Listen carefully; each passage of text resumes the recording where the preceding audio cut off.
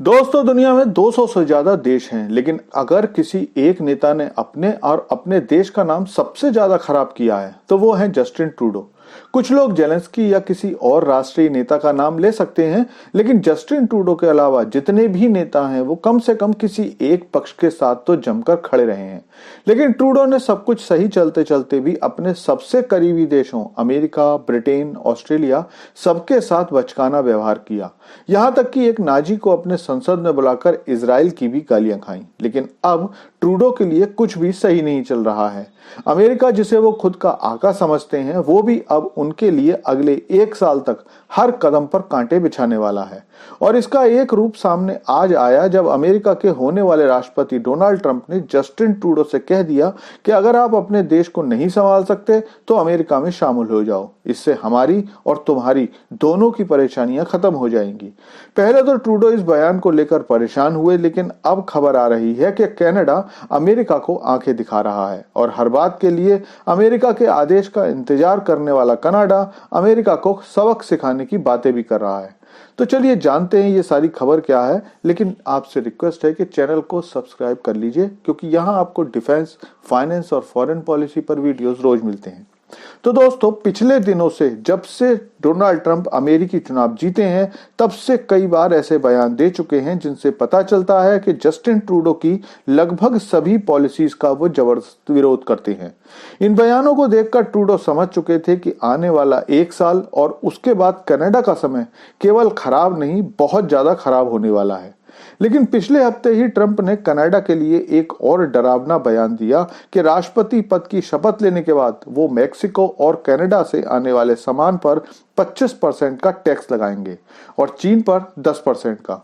इस बयान के बाद ट्रूडो की सारी हेकड़ी धरी की धरी रह गई, क्योंकि कनाडा और अमेरिका के बीच 1 ट्रिलियन से ज्यादा का व्यापार होता है और उसमें भी 78% बिजनेस कनाडा को मिलता है, जबकि केवल 22% अमेरिका को।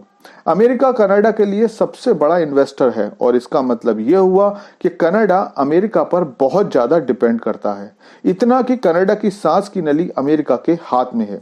और यही सब समझकर ट्रूडो कई दिनों से ट्रंप से मिलने की कोशिश कर रहे थे। लेकिन मीटिंग होने के बाद ट्रूडो को यकीन हो गया कि उनके दिन ज्यादा नहीं रह गए हैं। दरअसल मीटिंग के दौरान ट्रूडो ने ट्रंप को बताया कि 25% टैक्स लगाने की बात जो वो कर रहे हैं उससे उन्हें बहुत नुकसान होगा और कनाडा के बिजनेस खत्म हो जाएंगे। तो कुछ ऐसा कीजिए कि कनाडा और अमेरिका के व्यापार पर असर ना हो। लेकिन ट्रंप लगातार इसे नकारते रहे। इसके बाद लगभग रोते हुए ट्रूडो ने कहा कि आपको ऐसा नहीं करना चाहिए, क्योंकि इससे कनाडा की इकोनॉमी खत्म हो जाएगी।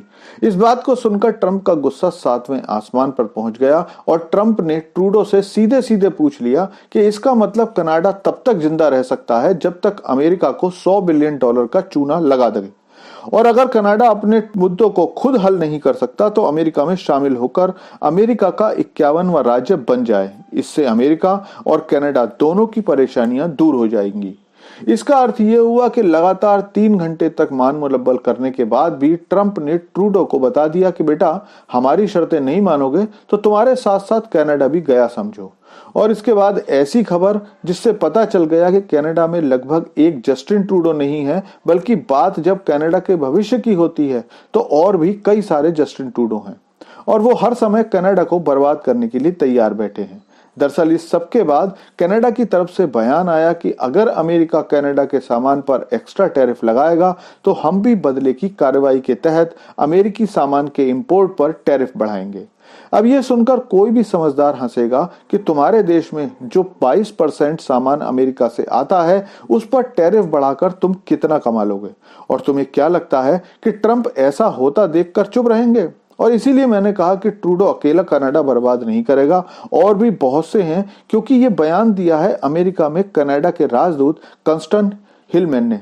अब आगे क्या होगा देखेंगे, लेकिन इतना पक्का है कि जल्दी ही मसालेदार न्यूज मिलेंगी। इसीलिए चैनल को सब्सक्राइब कर लीजिए।